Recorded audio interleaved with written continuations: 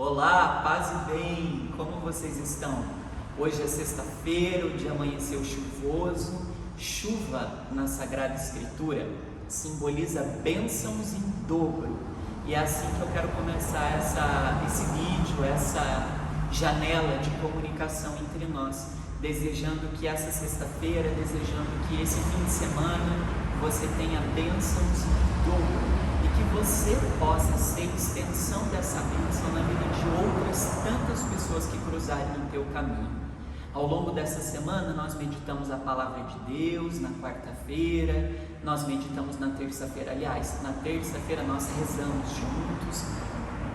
E hoje eu quero falar de dois pontos importantes com vocês.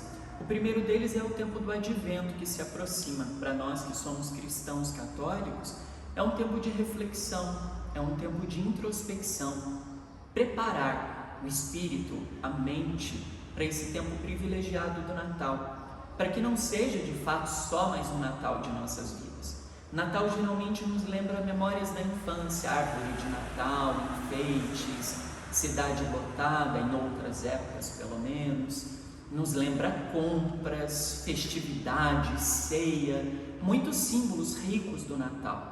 Mas na verdade, o propósito dessa data, além de todos esses aspectos que fazem parte da nossa cultura, é ressaltar a importância espiritual desse momento. E o Advento vem para nos ajudar como ferramenta poderosa para nos fazer olhar para dentro. Então, de que maneira nós estamos nos preparando para esse Natal? É o segundo Natal que nós passamos dentro de um tempo de pandemia. Um tempo muito difícil. Esse ano de 2021 foi mais delicado do que o ano de 2020. Quando nós esperávamos que esse ano fosse tão mais tranquilo, ele foi mais pesado e a gente sabe disso.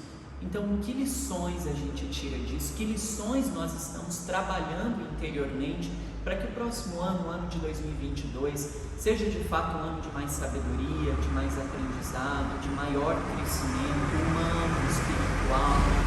O que nós temos feito de concreto para que a nossa vida espiritual ela exale mais o perfume da ressurreição, exale mais o perfume da santidade de Deus? Nós precisamos ter essa preocupação, assim como a gente tem a preocupação de manter o peso ideal, de manter uma alimentação saudável, de beber água, são os propósitos que nós fazemos. O espírito também precisa desse comprometimento, e a nossa espiritualidade ela vai auxiliar o mundo inteiro. Pode parecer um exagero falar isso, mas o modo como nós administramos a nossa espiritualidade, o modo como nós cultivamos a nossa vida espiritual, ela vai influenciar, é uma cadeia, sabe? É um que vai tocando o outro, que vai gerando pensamento crítico. Por que ele está tão diferente? Por que ela está agindo dessa maneira? Como ele traz paz? Como ela transmite paz? Como ele pensa para tomar as decisões? Então a nossa espiritualidade vai acarretando uma série de mudanças nas pessoas ao nosso redor. E às vezes a gente tem uma preocupação em querer que as pessoas mudem apenas falando, fazendo pregação para elas, né? Dentro de casa é muito assim. Você tem que mudar, você precisa mudar, você tem que ser diferente. Mas a gente acaba não inspirando essas mudanças a acontecerem. Então o tempo do Advento é um tempo de olhar para dentro de si mesmo, para despertar a consciência da responsabilidade que eu tenho com o mundo, com as pessoas à minha volta, com atitudes diferenciadas. Uma pessoa espiritual não é aquela que reza o dia inteiro, não é aquela, aliás, que só reza o dia inteiro, não é aquela que decora capítulos e versículos, mas uma pessoa espiritual é aquela que equilibra aquilo que reza com aquilo que se vive. Então não são só palavras de bênção, são atitudes de bênção.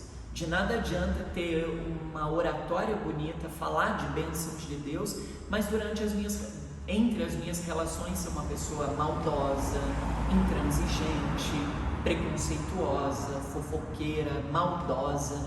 Então nada disso combina com quem busca a vida espiritual. Viver o tempo do Advento e refletir sobre essas questões interiores. Muito mais do que criar uma rota de conversão do outro. Esse ano eu quero fazer meu filho voltar a ir para a igreja, eu quero fazer meu namorado, minha namorada ir para a igreja. Caminho errado. O caminho correto é: esse ano de 2022 eu quero começar mais consciente da minha responsabilidade e do que eu posso mudar dentro de mim mesmo, através do auxílio e da força da Trindade Santa. Segundo aspecto que eu quero pensar um pouquinho com você para encerrar esse vídeo, senão ele vai ficar mega extenso, é sobre a leveza. Eu já falei em vários temas, nas minhas missas eu falo sobre leveza, mas eu quero falar de uma leveza não algo fora da realidade, porque quando a gente fala em leveza, felicidade, a gente começa a criar certos padrões que fogem à realidade. Bom, o que é felicidade para você? É a ausência de tristeza. Então eu vou ser feliz o dia inteiro, a vida inteira. O que é ser leve? É viver descomprometido com a realidade e não pensar em nenhum tipo de problema? Não é nada disso. Felicidade não dá para definir. Já começa por esse princípio. Eu não posso definir o que é felicidade. Eu experimento ela em alguns momentos da minha vida. A vida é feita desse balanço, dessa dança eterna. Momentos de altos, momentos de baixo, momento em que eu vou estar feliz. Um exemplo da minha felicidade, no dia de ontem, na quinta-feira, eu fui celebrar uma missa no Potim e eu tive a felicidade de poder levar minha mãe junto comigo. Minha mãe foi, celebrou, ela ama quando ela vai numa missa do Santíssimo Sacramento, ela estava ali rezando, feliz. Então isso para mim foi uma grande felicidade, poder proporcionar para minha mãe um momento desse. Fiquei feliz vendo minha mãe feliz, um exemplo de felicidade. Mas hoje eu já tenho outros compromissos, eu já tenho outras atividades, eu vou ter altos e baixos. Então felicidade verdadeiramente se consiste em não defini-la, porque senão a gente vai querer criar um padrão. Eu só vou ser feliz se eu também fizer isso que o Frei está falando. E não, nada disso. A felicidade para você, ela é de uma maneira, para mim ela é de outra. A felicidade ela vai passando por níveis mais profundos, por camadas mais profundas do ser.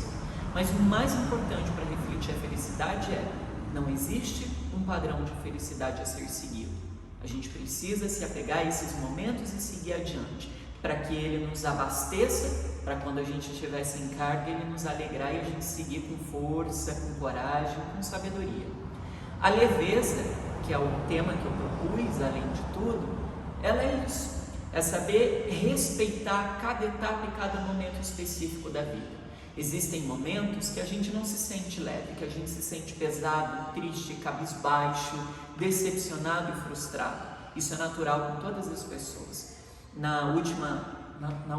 Há 2 semanas atrás, eu tive uma crise de pânico. Há muito tempo eu não tinha. Há muito tempo mesmo, depois que eu fiz terapia, depois que eu comecei a praticar yoga, fazia muito tempo que eu não tinha crises de pânico. E eu tive uma crise dirigindo, voltando a São José dos Campos, aquela sensação terrível de morte iminente, aquele sentimento ruim, isso tudo foi surgindo. Mas aquele momento não define a minha vida, e a minha vida não deixou de ser leve por aquele ataque de pânico. Aquele ataque de pânico foi muito difícil de ser administrado naquele momento, mas ele foi importante porque me fez perceber que eu não tenho controle de todos os aspectos da minha vida. Aliás, eu não tenho controle de nenhum. Eu busco curá-los, transformá-los, ressignificá-los com aquilo que é necessário, com aquilo que é possível, mas eu não deixo de senti-los e experimentá-los. A tristeza, a ansiedade, a decepção, ela faz parte. E a leveza de verdade da vida, como eu queria ter uma vida leve. A leveza é tentar administrar esses momentos. É justamente isso. A leveza entra quando a gente vai passando por aqueles momentos de sombra, mas a gente não deixa com que essas sombras sejam eternas e sejam uma voz maior que grita dentro de mim. Eu não sei se vocês entenderam, mas eu só quero deixar isso bem presente nesse vídeo. Leveza não é ser sem compromisso, sem responsabilidade e sem problema nenhum para resolver. Leveza consiste na administração desses conflitos internos que residem dentro de mim. Tentar administrá-los, tentar refleti-los, pensar, sentir. E se eu não tiver ferramenta nenhuma, se eu me sentir triste, respeite esse momento de tristeza. Não deixar com que o silêncio, deixar com que essa tristeza venha e ela não seja julgada. Não julgue a si mesmo e muito menos os sentimentos que estão aí dentro. Se você está sentindo tristeza em um determinado momento da tua vida, é porque esse sentimento precisa ser melhor trabalhado, melhor refletido e com muito respeito, autorrespeito. Quero agradecer você porque me acompanhou essa semana, porque me ajudou divulgando, curtindo. Curta esse vídeo se ele fez algum sentido para você, divulgue para pessoas que você gosta. Quero lembrar que no domingo a gente vai estar junto às 19 horas na celebração da Santa Missa, ou presencial ou online, e eu conto com você. Um beijo no teu coração, um ótimo fim de semana, até a próxima.